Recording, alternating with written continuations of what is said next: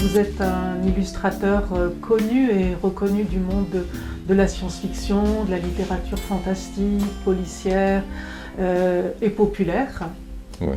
Mais vous êtes également un habitant du 14e depuis plus de 50 ans. J'ai eu un atelier à rue d'Alésia, au 145 bis, avec Jacques Tardy, qui était monté aussi avec moi, de province, de Lyon. Est-ce que vous vous inspiriez mutuellement avec Jacques Tardy? Pas systématiquement, parce qu'on ne faisait pas la même chose, mais on avait des points communs importants. Lui était très branché sur la guerre de 14 à l'époque. Et on allait se promener dans Paris, parce que c'est vrai que toutes les maisons qu'il a fait et les rues qu'il a dessinées sont des rues qui existent.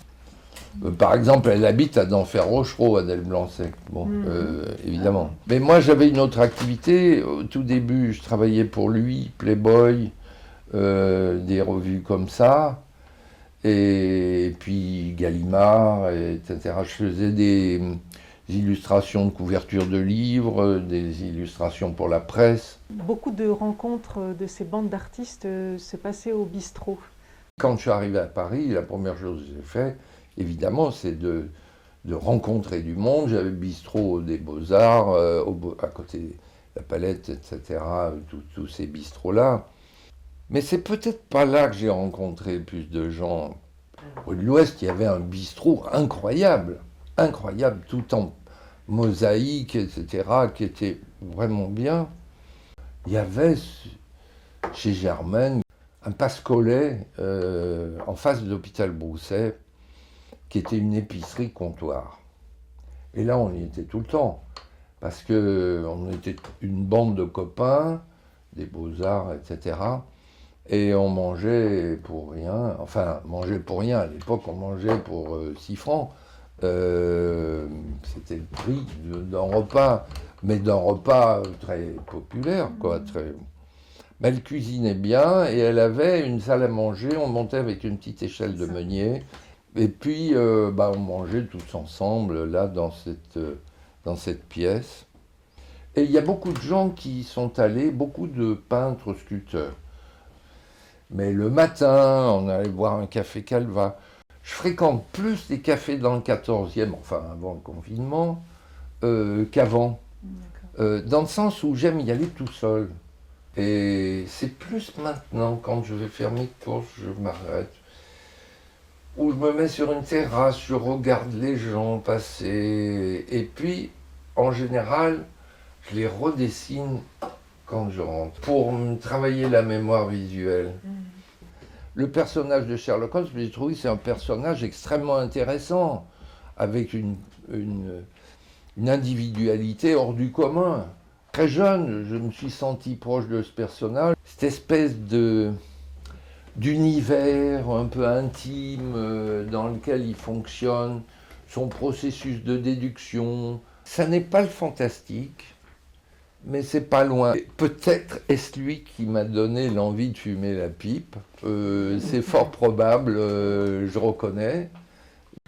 Vous êtes très ami avec Philippe Drouillet, qui est une pointure mondiale de la bande dessinée et qui habite à Montparnasse. Oui. Il dit de vous que vous vous grattez de l'intérieur. Lui se gratte de l'extérieur et vous de l'intérieur. Qu'est-ce qu'il entend par là? On est très amis depuis la fin des années 60, 70, 69, 70. C'est vraiment comme un frère. On a partagé tout.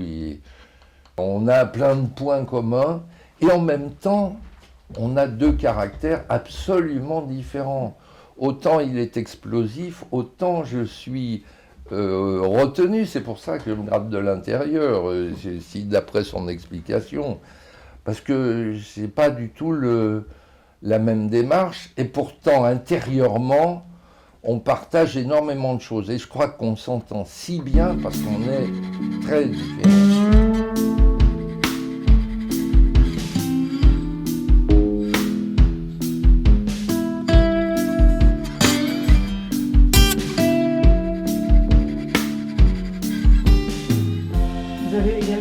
Un autre ami qui s'appelle Robert Doisneau. Oui. Bah lui qui est mort. Hein. Oui. Est-ce que vous pouvez nous parler de lui? On a sympathisé parce qu'il y a un fonctionnement qui nous était commun, c'est de raconter des histoires. On partait dans Paris et il m'expliquait son Paris.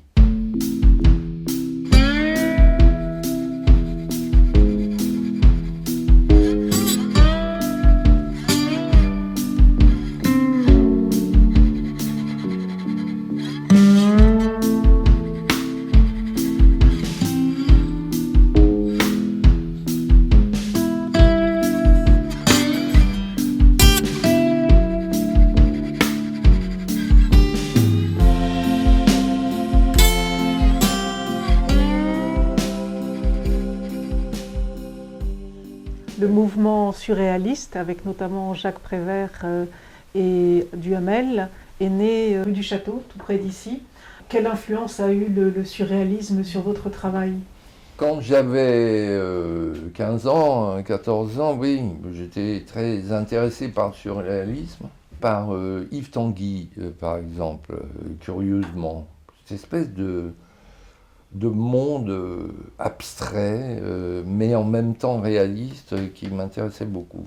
Mais j'ai compris que ce n'était pas mon univers. D'abord, il y a eu cette fascination de Francis Bacon, que je considère comme le dernier grand peintre du XXe siècle. Et je me suis intéressé beaucoup au monde expressionniste, à quelque chose de plus violent, plus fort, que l'intellectualisme du surréalisme. J'ai commencé avec la peinture, jusqu'en 68, 69. En 69-70, j'ai commencé vraiment l'illustration. Et je suis revenu à la peinture dans les années 90, quoi. Quand j'ai travaillé à lui, Playboy, Gallimard, etc. Très bien. Quand j'ai commencé à travailler à Métal Hurlant, c'était la fracture, en disant mais c'est plus le même. Pourquoi? Qu'est-ce qu'il nous fait là? Il nous fait des trucs... C'était gentil, je travaillais pour la jeunesse, pour Arlinquist, pour tout un tas de monde, Gallimard, j'ai fait des bouquins pour enfants chez Gallimard. On vous rejetait quelque part un peu, parce que vous étiez passé à autre chose. C'est pas parce qu'on fait des choses démoniaques que l'on est démoniaque. Il y a un côté artisanal chez moi, mais en même temps, il y a un côté d'errant, n'est-ce pas, qui cherche d'autres choses. Je vais vous demander un travail de concision extrême cette fois-ci. Ah oui. Si, pour vous définir en une phrase.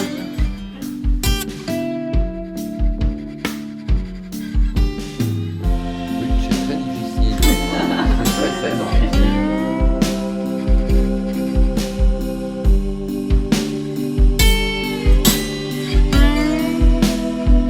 Un homme inquiet mais tranquille.